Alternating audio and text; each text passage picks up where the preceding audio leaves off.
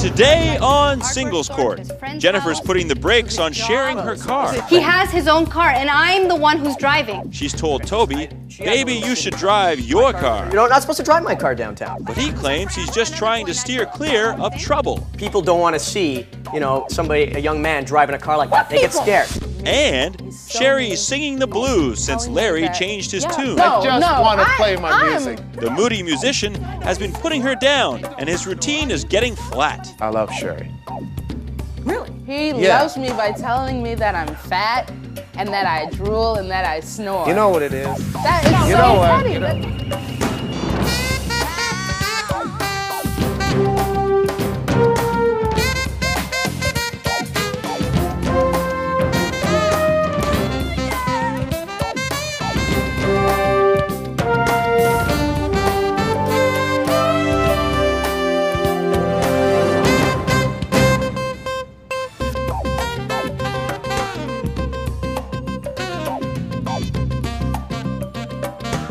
Hello and welcome to Singles Court. Today we're going to meet singles who have relationship problems. Now these are problems that they couldn't work out on their own. So they've come to the right place because here they're going to meet a woman who is an author, a lecturer, and believe me, she has seen and heard it all. She is relationship expert Angela Siegel. You're right, I have seen it all. Have you? I have, I've seen everything. I think that today we may test you a little bit. Yeah, every now and then I have to cover my eyes, but... Well, Angela, meet Jennifer and Toby. Jennifer's a nurse and Toby is a professional DJ. Toby has his own car and he claims it's too powerful to drive in the city. That's why he avails himself of Jennifer's car. Jennifer, however, has had enough. I call it the case of the muscle car hustle, or driven to the edge. Well, Jennifer, it sounds like you have somebody who basically doesn't want to drive. Well, the thing is, we've been dating for a year, a whole year, and things were great at the beginning. But I'm just finding lately that I drive him everywhere. I've become his personal chauffeur. I drive him to the hardware store, to his friend's house, to his job, to his parents' house. I drive him everywhere, and I'm sick of it. I work right downtown, in clubs and DJ. I work right downtown. I can't park my car, in front of the place. There's no parking there, so she drives me there. No, but the thing is, he has his own car. Yeah. He has his own car, and I'm the one who's driving. Okay, listen, she has a little city car, a little girl city car, okay? I have... What's a girl city car? Well, yeah, exactly. No, okay. Thank you, I'm Angela. sorry. I mean a little car. She has a little city car, I have a really powerful, I have a 1967 Mustang. You have a picture of your car?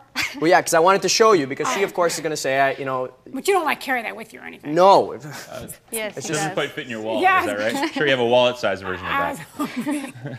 What I'm trying to say, this is a collectible. It's a very high-powered vehicle. I'm not supposed to, I can't drive that downtown. It's not good for the engine, the start and stop. It's only for open road. Yeah, but the thing I've explained is, this to her. She doesn't know anything about cars. I've explained this to her. I don't know anything about him either, but you know what? I know this. No, it's a collectible. This is the same car. This is the same. Steve McQueen drove in Bullet. Okay. Excuse me. If you have a collectible car, most people have another vehicle. Exactly. Thank you. And I keep telling him. to them. Yeah, but this is a very expensive car. You understand? I can't yeah, buy but he keeps another. driving my car. Well, no. Well, he drives your car I know. too? On top of that, yeah. like when I go pick him up, I sit in the passenger seat, Listen. and he drives my car. Well, it's because listen, Why? she helps me out. She drives me to my gigs and stuff. So I don't want her to to do all the driving. So I get in the car and I but did you I really- drive. So I to share so the considerate. Let's think about this, Please. Toby. You call yourself being considerate. However, she has to drive there to get you and then move on the other side. So she's still taking the same amount of time out of her day Exactly. to drive you from point A to point B. That's part of a relationship. Is you help. part of a relationship is driving somebody around. Well, no, she's helping me because I can't. Because my car's. You're not supposed to drive my car downtown. Okay, was that forever? Another point, Angela. One more thing. If there's more? Yes. We've been talking about moving in together. But lately I've been feeling that the only reason he wants to move in with me is because I have parking underground. Oh, please. And I think he wants to put his car in my underground parking. Forget it. That's the only reason. I want to move in with you because I love you. What are you talking about? If you love me, why am I driving you around everywhere? Jennifer, this may sound like a mother, but why would you move with someone who doesn't drive their car? Has no transportation, basically. I do have transportation. But you don't use it? No. Exactly. Why have you bought a car that you just park everywhere? Well, you never drive? no, it's for certain. Listen, it's right. First of all, I have a great spot right in front of my building. Okay, and it's a high density area. Somebody's going to take my spot the second I leave. All right, it's right in front of my place. I can see it through the window. So I don't want to just take it out for any reason and then not. That just makes me believe that the only reason you want to move in with me is because I have underground parking where your it would be nice. It would be nice to have it protected underground, but that's not it's a bonus. It's a bonus. This is not a garage. We're not here to talk about your car. We're here to talk about the relationship. Why do you think it's necessary to move in together? I mean, obviously, Jennifer, you can't be that much of a fool to think that. I can't think of any good reason to move in with someone who doesn't drive when you've got a problem with it. Yeah. I have to drive for her to want to live with me? Yes. You need to be able to get to work. And you have a car. I drive him everywhere. Yes. I pick him up. He drives my car. We've been doing this for a year. I mean, we're not talking about a month. Do you even have a license? Listen. No, okay, I'm serious. I Do you have even this great spot. I'm not. She asked a question. Answer my question, Listen, Toby. okay. You see, you don't even understand. Okay, you have. Toby. You have. Yeah, I'm telling you. You have a little girl car. You show up there. They give you your license. Car. No problem. You show up in a high-powered vehicle like this. All right. They don't want to see it happen. The young man. Who's that? The driver's license test people. Okay. Listen. I went 3 times. In the last 3 months, I failed every time. But no, I'm a great driver. I drive a car. You can ask me. You don't even because have a they don't want to see me Wait a driving a high-powered vehicle like this. Oh, you didn't stop at the stop sign well enough. You didn't. Toby, Hold on. let me make sure I understand you correctly. You failed your driver's license test 3 times. Yeah, because of your car. Because of the kind of car I have. Okay. 350 horsepower. They don't want to see that. I know. And the same car is causing the same problem in this relationship. And I guess the part that I need to ask you is, why would you be driving her car without a license? No, I have a learner's permit. All right. Okay. I'm using the time in her car to practice. So. So she's your licensed driver, and you have a learner's permit. Yeah. Yes. Toby. What? Do you think in the relationship that you maybe should have told her this? Look. Okay. Look, I know a lot about cars. This. All right. And I have this really great, powerful car. You think I can go around telling people I can't even drive it? Yeah, I think. No, if it's the truth. I'd be the laughingstock, all right? All my friends would. Okay. Listen, no, it's impossible, Oh all right? my God, I can't I'm going to bring believe her Jennifer, car next time to the thing. I can't go for a year now because it's 3 times I failed. You're going to take the girl car. I'm going to take the girl car to the thing. You'll see. I'll pass like that because it's all because they don't want to see a guy driving a You've nice, been lying powerful to me for a Jennifer, whole year. do you see who you're dealing with? Yeah. You see what you have here, okay? Yeah. Now, tell me again what you love about him and why you would move in with him. Unless you're going to change your name to Greyhound. Oh, now you can't think of anything. You're right. No, You're right. all the time, but now I can't think of Well, anything. that's when she thought you were telling the truth. Well, Yeah. listen, one little thing, okay. One little thing. I was gonna. I'm getting. How do I know you haven't lied to me about everything else? Like what? Well, how she would know? Well. Otherwise, it wouldn't be a lie, right? I mean, here's my question. The whole situation you're trying to put together here is that everything's the car's fault. So, No, it's a great car. Listen, what I'm trying to tell you is, people don't want to see. A young man driving a car like that. They get scared. The testing people, they think I'm gonna hit a granny somewhere. They think I'm gonna, jump on a curb and hit a kid, because they don't, you can't have a really powerful, nice sports car, and be a young guy. That's what it is. So for you women, it's easy. It's easy for you women. Oh, okay. You can pull up in that car, no problem. Okay, let's follow this line of logic, okay? Because you're scaring me. Now, basically, since the car is just such a terrible thing with you, please explain to me what the police are going to think when you drive by, when you do get your license, since they think you're going to hit grannies and everything. What are you going to do then? Well, if I'm driving all right, if I'm not breaking the law, then they have no reason to stop me. Oh, but they have so much against you, remember? Well, because they don't want me to get it. Once I get it, it's fine. Then it changes. Well, you know what? What the heck am I doing on this show? That makes total sense to me. Well, I'll be back with my resolution.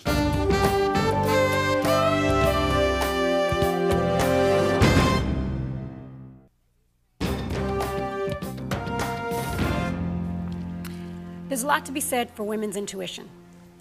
And you knew there was something fishy about that driving story. It just didn't sit right with you. And you knew it in your gut, and you're right. There was something fishy about it.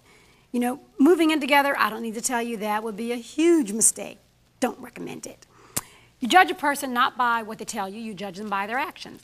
And Toby's actions are clearly irresponsible. He's clearly immature. And no matter what he tells you, judge him by what you see him do. Toby, your lack of concern for Jennifer, the vehicle, everything that you've told her is apparent. You put her in a position where she didn't know you had a learner's permit, and God forbid if you would have had an accident, she would have been liable. That was unfair and irresponsible. And the worst part about it is you're not even sorry for it. You don't even show any remorse. You know what? When a person feels justified in hiding the truth, there's no hope for healing. And I think both of you need to seriously examine your relationship. Leaving won't change it. Leaving won't change it. You need to examine the relationship and really decide if you think it's worth it. You know, the bottom line is losing a person is not the end all to life. It's losing yourself that becomes the end all. Because you know what? All Toby cared about were the wild horses that he let run. And those wild horses, they didn't belong to him in his life. They belonged to the car. So you haven't lost anything. You've gained yourself. And that's that, the final word.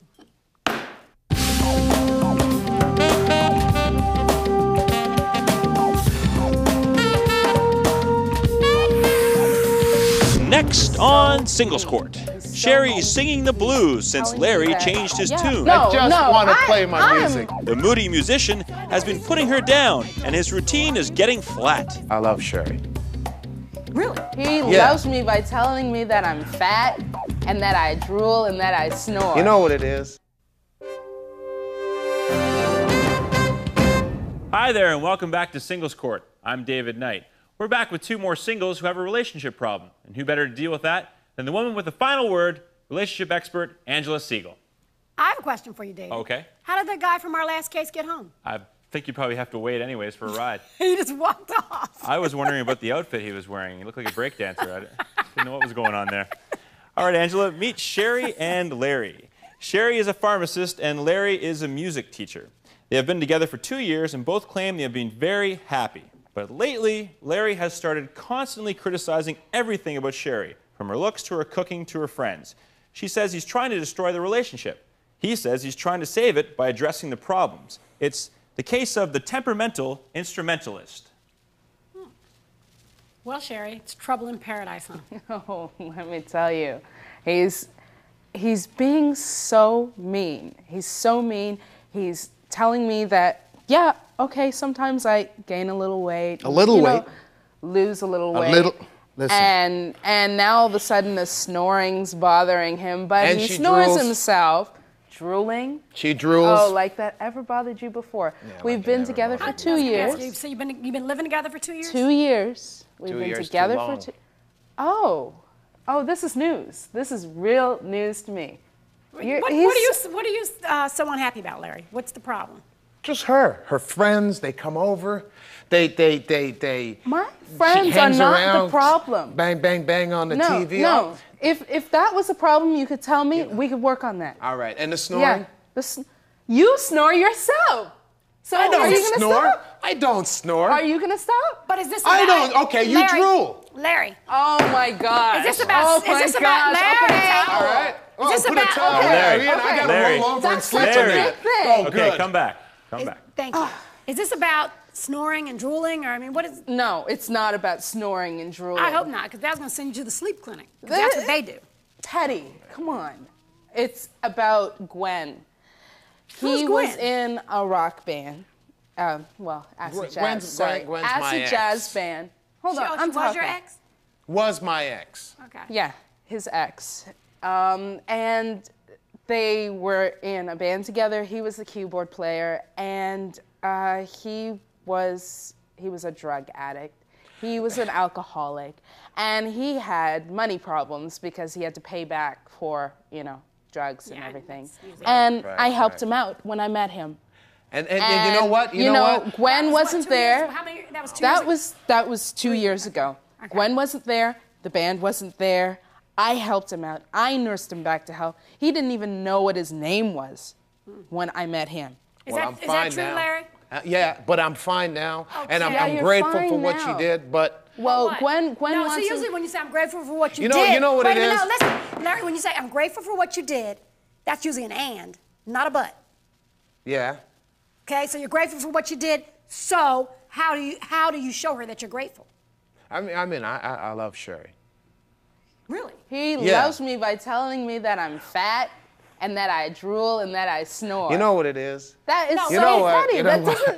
doesn't. You know what? You know, really, it's upsetting her. But Well, yeah, you think she you're laughing at she me. thinks I want to be with Gwen, and I do- don't. no, I just no, want to I- play my I'm- music. I'm you know, bigger than that. They want me. they who? This band. Yeah, Gwen's band. This band that wants know? him, that didn't give a crap about him when he It's was not strung about that. It's out about the music. and drunk. It's And in the about gutter- music. But what do you mean they want you? What do you mean? They want me to play with them. What? They just signed the record. So you haven't been in the band? No, I was He's been a years music ago. teacher. And then, I messed up just a little bit. A little bit, you could have died. You were near death. All near death. right, I'll give you that. I don't know give you how. that. I don't know how you play but- music because you're so tight. You're so tight and you're so. Oh, man. Complaining So about you- loosen. So let me make sure I understand. So you left the band, right? Right. Because you were in this Yes. drunken whatever stupor. So she nursed And you then- back to health by your own admission. And- Right. And now they want you back? They Yes. want him back, So and they go. want him So to... what's stopping you from going? Go. He made a promise.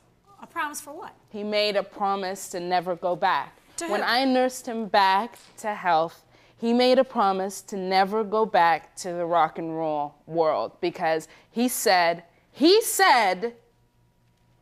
yeah, don't give me that look. He said that if he went back, it would kill him himself. He said that himself. Okay. Yeah, you know what? I said that. Okay, Yes, but do you you said really? that. You know what? And now you're going to go back on your promise? You promised. Yeah, you I promised promised, to but yourself and you promised listen. to me Okay, too. listen. Sherry. That was a long Listen. time ago. But Seriously, that was Larry. a long time. Yeah, that was a long time Yeah, ago. and I can But take who's care of me that? now. No, David. because All right, you... Larry, thank you. please. Larry, do you resent Sherry for the promise that you made? A little bit. And is that why you're treating her like you're treating her? You made the promise. Yeah. Sherry, be quiet and listen to what Yeah. he has to say. Yeah, it is. But why did you make the promise back then and you think it's not valid now? Well, that was then. I mean, now I'm teaching kids to play chopsticks. I'm a musician. Okay. And You know, and you know, But I it asked was you a about- promise, and let- I kept it for 2 years. But And you were but dying. I'm and asking you're- you about the promise. Why is it no longer valid? it's still valid. Okay. But everything moves. Life changes, right? But some things don't change. And I think you know that, which is probably I've why you changed. made. I've How changed. have you changed? Look at me. I don't look like a drug addict now. No, but you're also not in the same environment. No, but I can handle that environment because now what's important to me is just the music. Really? You know, But it was it's important not. to It's you then. yeah, but The music was important to you then. Listen, honey, and look, Gwen honey, was honey. important to you then. She was your girlfriend and she Sherry. wasn't that was a even long. there for Gwen's you. married now. It doesn't Sherry. matter. It's about the music. Sherry, all right. question for you. Do you see any room in there, in your heart and in your relationship, to allow him to follow that dream? Or do you really believe that the dream is attached to the drugs? I believe the dream is attached to the drug. Why? Because he was near death. He was near death. No one was there to I'm help dying him. now. You're dying I'm now? dying now. I can't do the things that I'm good at doing. I mean, I guess what you have to help me understand is how you think keeping him in this box is going to stop him from. If he really wanted to do drugs, they have drugs where you live, I'm sure. Yeah. They're all over the world. So, what do you think you're protecting him from by keeping him in this box? He didn't have you before, and now he No, does. he But didn't. now he does. So why are you keeping the chain that stops him from following what he wants to do? Because he made the promise. Okay, He so- made a promise to me. He made a promise. He made the promise to So himself. you'd rather have him more be than- miserable to keep the promise? Is that what you're saying? He made the promise. I'll be back with my resolution.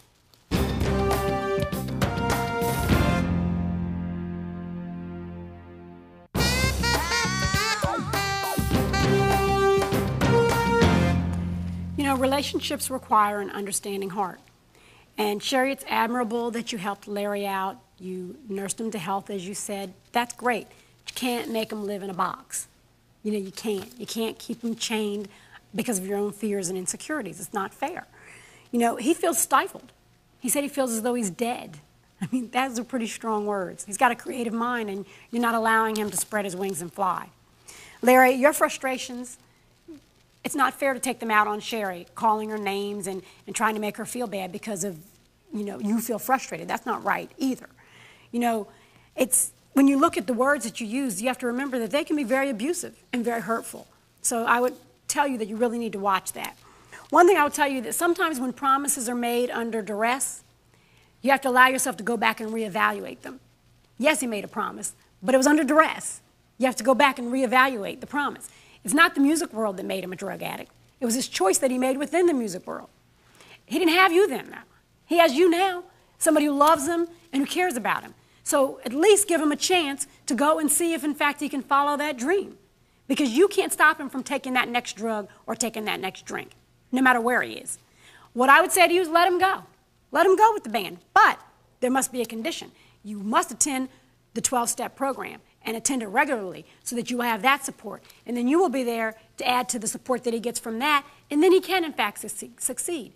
You know the odds are against him. They're not in his favor. But you and I both know that when you're doing what he's trying to do in the music world, trying to make it, those odds aren't in his favor either.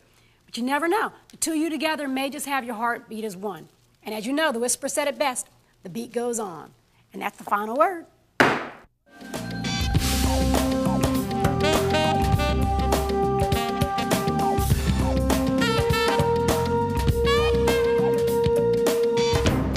I'd say it'd be a good idea for Larry to loosen up a bit if he ever wants to play jazz again. Well, I better go now. I've got to give Toby from her first case a ride home. See you next time with Singles Court, the final word for singles.